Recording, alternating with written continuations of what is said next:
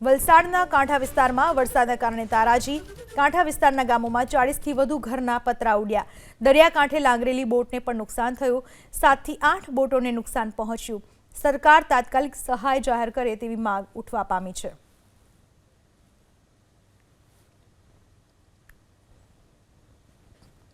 Most ઓફલી વધારે પડતું નુકસાન ગામના થયા છે ને પતરા બધું ઉડી ગયેલું ને સૌથી મોટું નુકસાન અમારું એ થયું કે અમારી રોજીરોટી જે માછીમારની રોજીરોટી કહેવાય એટલે તે દરિયો અમારા દરિયામાં જે અમારી હોડકી જાય ને એ રોજીરોટી અમારી બહુ મોટી નુકસાન થઈ ગઈ। એવી 7 થી 8 બોટ જે નાની નાની ઓરકા છે એ તૂટી ગયા તો અમારી રોજીરોટી બી છીનવાઈ ગઈ, અમારી માછીમાર લોકોની રોજીરોટી બી છીનવાઈ ગઈ।